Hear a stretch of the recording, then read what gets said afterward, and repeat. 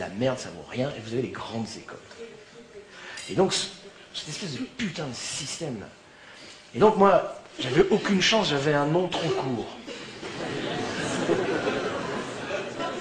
Lepage. Aucune chance de terminer Sciences Po. Quand je me suis inscrit avec la fiche, vous avez des fiches de laboratoire de langue avec des petits carrés, la fille à côté de moi dit « Monsieur, quand on n'a pas la place, comment on fait ?»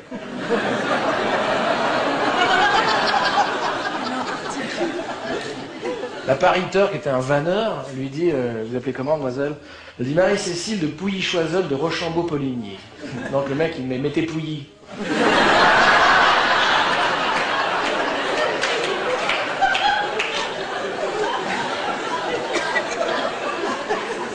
Mais c'est elle qui est passée en deuxième année, c'est pas moi. D'accord ? Ma mère, là, ma mère a manqué du jeu. Elle aurait pu au moins m'inscrire de Lepage. Enfin, je sais pas.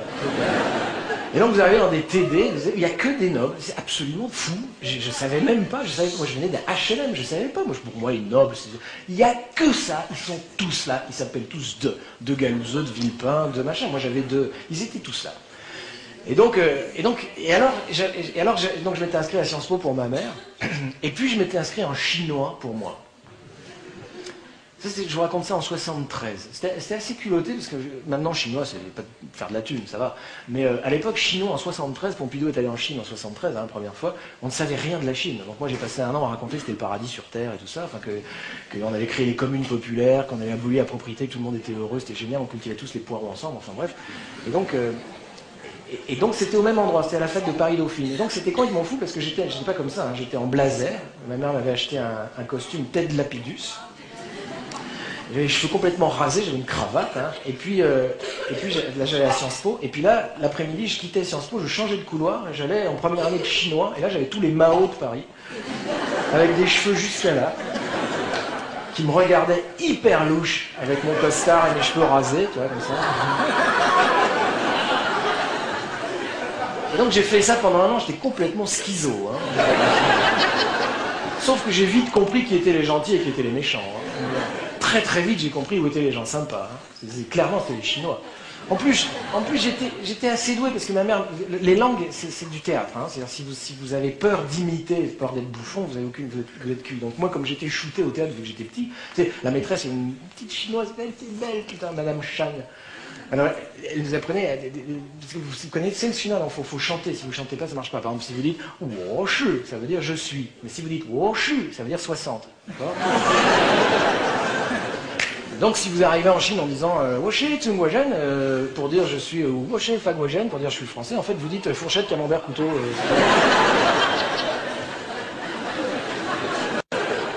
Et donc il y avait Madame Chan nous faisait faire ça. Elle disait « Woshi Tsungwajen ». Alors, tout rouge, bouffon. « Woshi Tsungwajen ». Non. Woshi. Woshi. Non. Le page, faites-nous ça bien.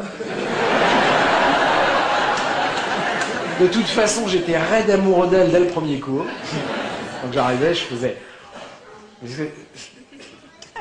C'est une descendante remontante, hein, le troisième ton, c'est Wo Shu. D'accord? Attention, c'est pas Wo Shu. Ça, c'est 60. C'est Wo Shu. Et donc, j'arrivais. Wo Shu. Très bien, Madame San est très contente, franchement.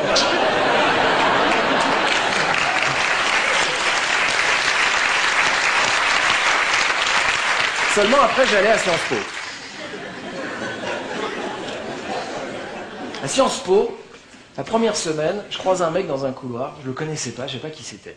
Le mec m'arrête comme ça, physiquement. Il m'arrête, tac. Il regarde la marque de mon costard que m'avait acheté ma mère.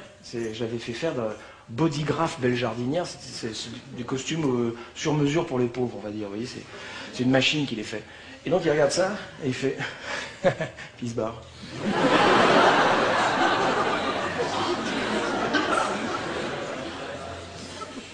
J'ai fait une dépression nerveuse à la fin. Et donc voilà, donc j'ai vécu des trucs comme ça pendant un an, enfin bref.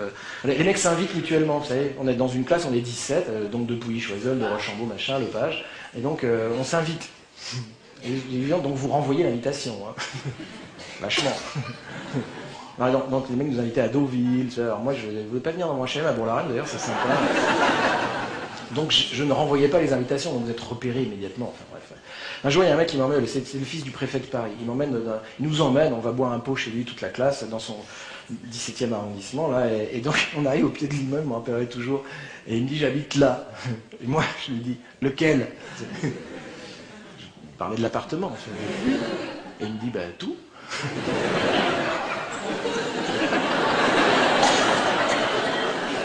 Je ne savais pas que ça existait. J'ai fait le tour d'un pâté de maison sur le balcon. Je vous promets que je me suis perdu dans cet appart.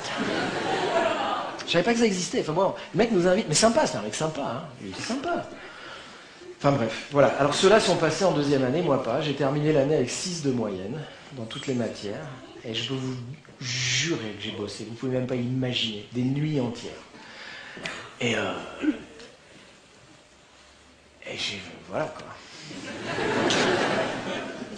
Je savais pas. Je savais pas comment ça marchait. Et donc voilà, j'ai pas passé la barre de la deuxième année. Donc quand Sarkozy vous dit, vous savez qu'il y a des gosses des banlieues, des beurettes et tout ça qui peuvent aller à Sciences Po, ça s'appelle l'égalité des chances, qui peuvent rentrer à Sciences Po. On s'en fout qu'ils rentrent. Ce qu'on veut, c'est qu'ils sortent de Sciences Po.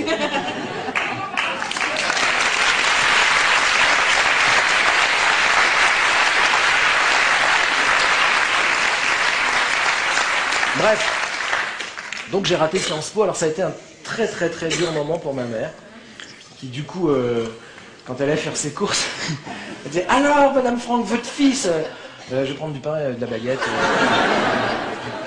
Surtout qu'après, j'ai fait des trucs nazes. Je suis allé faire de l'expression corporelle. Là. C'est genre, il fait quoi maintenant votre fils? Il est danseur. Ah, le mien aussi, les PD, ça tombe bien. Donc voilà, j'ai raté Sciences Po. Alors je ne vais pas vous raconter non plus toute ma vie, c'est juste pour prendre des exemples, donc je passe. Hein, je passe. Et donc voilà, donc ça c'est éjecté du thermique. Alors il faut dire aussi que j'avais choisi une technique de descente rapide particulièrement efficace. J'étais tombé amoureux d'une étudiante en chinois. Limite action directe, la nana sympa. Mais vraiment, hein. Non mais vraiment. Et donc, fou pété amoureux d'elle. Alors Sciences Po, je revenais, j'ai les courbes d'économie. Oui, alors si on baisse le crédit, ça fait monter l'investissement. Je dis ouais, c'est vrai. C'est cool. Ça, c'est une technique de descente super rapide. Hein. C'est mieux que le décrochage encore. Et donc voilà. Alors leçon suivante, leçon suivante, c'est ce qu'on appelle le vol bivouac. Donc je suis allé faire des tas de petites facs différentes, j'ai essayé d'autres trucs, machin, enfin voilà, j'ai un peu tâtonné. Des facs, voilà, des facs pépères, hein, plus des cumulonimbus, hein, fini ce truc-là. Et donc le vol bivouac, c'est vous prenez dans votre sac vous prenez un duvet, une tente et de la bouffe, et puis vous décollez d'un sommet, et puis vous attrapez des thermiques, vous allez vous poser sur un autre sommet. Là vous dormez, vous campez, le lendemain vous repartez, et puis vous traversez toutes les Alpes ou les Pyrénées, comme ça, bref.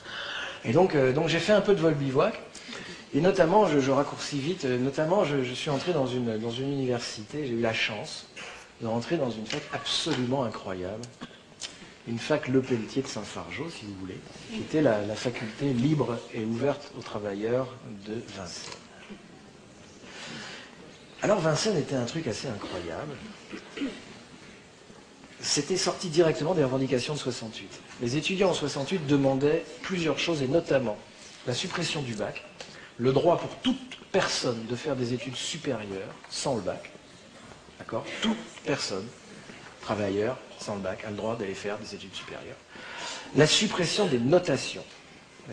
D'accord? Ça, c'est la revendication de 68, la revendication étudiante, etc., etc., etc. Et donc, ça a eu lieu. Ça a eu lieu dans une fac qui s'est appelée Vincennes, parce qu'un mec très malin, Edgar Faure, un centriste, a compris qu'on pouvait mettre là tous les gauchistes et vider tous les gauchistes de toutes les facs. Et donc ils ont vidé la Sorbonne.